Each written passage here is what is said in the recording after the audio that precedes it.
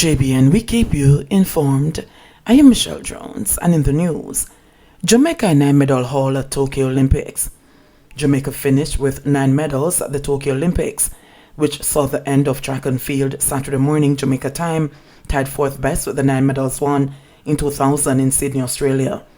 Jamaica won 12 medals at the London Olympics in 2012, their best all ever, and had 11 each in Beijing, China in 2008, and in Rio in 2016, the 3 times they claimed double-digit all in medals.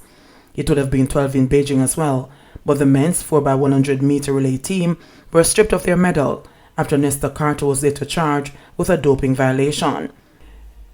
In total, Jamaican athletes have won 87 Olympic medals from all 16 Olympic Games in the modern era, starting in 1948, all but one of them in track and field, with David Weller's cycling bronze medal at the 1980 Games in Moscow, the only non-track and field medal. In Tokyo, new sprint queen Elaine Thompson-Herah led the way with 3 gold medals, retaining her sprint double from Rio 5 years ago, then partnered with Shalyon Fraser-Price, Shericka Jackson and Brianna Williams for gold in the women's 4x100 meters in a new national record, 41.02 seconds. Ansel Parchment won the men's 110 hurdles gold, upsetting red-hot favorite Grant Holloway of the United States in the final for the other gold medal. Fraser-Price won the lone silver in the women's 100 meter, while Jackson took home 3 medals, gold in the sprint relay, and 2 bronze in the 100 meter and 4x400 meter relays. Sprint hurdlers Ronald Levy and Megan Tapper were responsible for the other 2 bronze medals. One in custody after $10 million drug bust in Portland. One person has been taken into custody in connection with Thursday evening's $10 million drug bust in this coastal parish. One man escaped, but the Area 2 Narcotics Police are leading an investigation with the expectation of making more arrests. The bust has been hailed as a major blow to the illicit drugs for guns trade. During a targeted raid of 2 houses in the community of Belcastle, the police seized 2,000 pounds of compressed ganja. 2 dwelling houses were searched, and in one house, 20 plastic bags containing knitted bags filled with parcels of compressed ganja were found inside.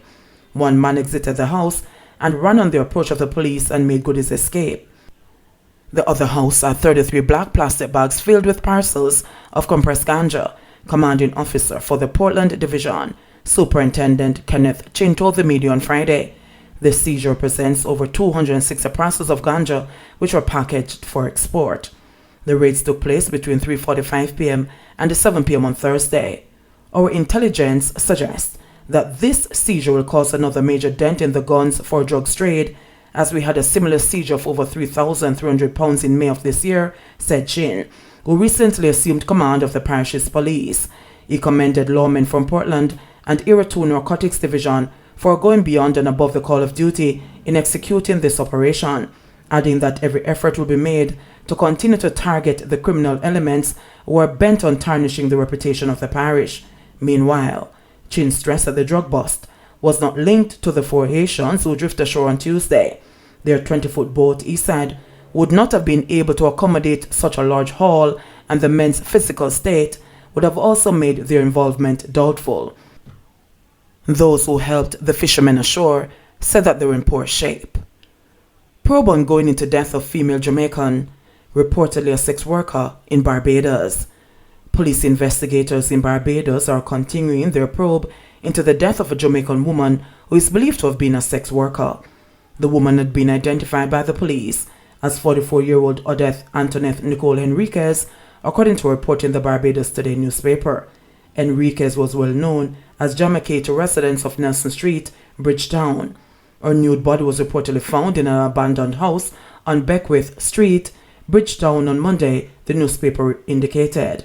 The Jamaican's death, which is suspected to have been a murder, has been the subject of much discussion in the country, including whether a serial killer has been targeting sex workers in the Bajan capital. However, the island's police commissioner, Tyrone Griffith, told Barbados Today on Wednesday that there was no clear evidence to indicate whether there was a serial killer. Instead, he disclosed that police investigators will look at commonalities to see if there was any relationship between the death of the Jamaican and other attacks on sex workers in the past. Griffiths also said his officers were not seeing any significant increase in violent attacks against women in Bridgetown, the newspaper report said. Trenchtown residents shaken. Trenchtown residents claim that their community will never return to the days of peaceful living and enjoyment following Thursday night's senseless attack that left 6 persons, including a woman, nursing gunshot wounds after a drive-by shooting. The brazenness of the attack, which occurred very close to a security checkpoint, is another frightening development. One resident complained that it appears members of the security forces assigned to the Zozo did not have any vehicle to pursue the gunmen. How can you defend people if them don't even have a vehicle? Them would then catch the car because I saw the car go, the resident bemoaned. The incident took place about 6:30 p.m. near the intersection of 5th Street and Collie Smith Drive. In the community yesterday, bloodstains were visible from the roadway leading into the yard where the shooting occurred as gunshots riddled the board structures and pierced furniture. As 6 people get shot, one of them get grazed by him foot and him just take him graze and gun and nobody report it, a resident said. The resident said the onslaught occurred in less than 60 seconds. All of that gone in less than 1 minute. The man them just pushed through the gun and blow, blow, blow, blow, all type of sound, a resident said. According to a resident, not even children who were out and about playing deterred the gunmen from carrying out their dastardly act. Some residents expressed a desire to relocate, but said they had nowhere to go. The woman sit in the chair here so and chuck out of the chair and see where the shot go right through the chair. She never get flat, she dead, an elderly man said. The Kingston West Police Division, where Trenchtown is situated, has seen double-digit increases in murders and shootings year on year. As at July 29, murders and shootings stood at 71 and 73 respectively. That represents a 22% and 40% increase respectively over the corresponding period in 2020. Clarendon crash leaves 1 dead, 2 in critical condition. The Clarendon police have confirmed that 1 man died as a result of injuries sustained in an accident in the community of Racecourse in Tollgate, Clarendon, yesterday afternoon. Ramon Henry, an eyewitness, said that overtaking contributed to the crash involving a Nissan Tida motor car, a taxi, and a truck that was parked along the roadway. It either overtake and touch the side of the next car, and it just spin and drop in front of the truck, he said. According to reports, another truck was used to pull the taxi from under the parked truck. Henry said he assisted in removing occupants who were trapped and were later transported to hospital. It is reported that at least 2 people are in critical condition. The Tollgate main road is listed as a crash hotspot by the Road Safety Unit. Councillor for the Yorktown Division, Ufel Purcell, said motorists should exercise caution on that leg of the road. Purcell also encouraged drivers to reduce their speed while on the nation's roads. Meanwhile, the Manchester police are reporting that 2 men and a woman were killed in a 2-vehicle crash on the Downs Main Road yesterday. Head of the Manchester Police, Superintendent Lloyd Darby, said that the crash happened about 5:25 p.m. The police have not yet released the identities of the deceased. He said 2 men were also hospitalized following the crash. As at August 5, 2021, a total of 19 people perished in 16 fatal crashes in Clarendon, while 282 people have died island-wide. 3 arrested for abduction and assault of customs broker in St. Andrew. 3 men have been arrested for the alleged abduction and physical assault of a customs broker in St. Andrew. It's reported that on Tuesday, the customs broker was abducted by men who accused them of failing to send a shipment of goods to the UK. The man was tied up, gagged, and severely beaten by the men who demanded a refund and the return of the goods. The man was later released. The 3 suspects were arrested by the narcotics police on Wednesday. Jamaica records 315 new COVID cases, 5 more deaths. Jamaica recorded 350 new cases of the COVID-19 yesterday and 5 virus-related deaths, according to the latest statistics from the Ministry of Health and Wellness. This pushed the total number of confirmed cases on the island since the outbreak to 54,480 and the confirmed deaths to 1,219. The new cases comprise 185 females and 130 males with ages ranging from 63 days to 93 years.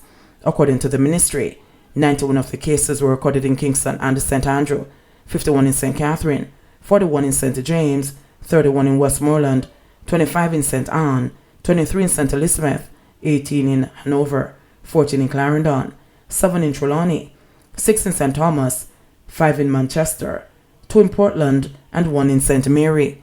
Meanwhile, an 82-year-old female, a 68-year-old male, and a 49-year-old male from Kingston and St. Andrew were among the latest deaths reported. A 67-year-old male from St. Anne and a 97-year-old male from Manchester also succumbed to the virus. 2 more deaths were reported under investigation. The ministry further reported 40 new recoveries, which pushed the total recoveries to 47,192. There are 5,702 active cases on the island. JBN, we keep you informed. Please remember to subscribe, like, share, leave us a comment, and click the notification bell to receive our daily news items.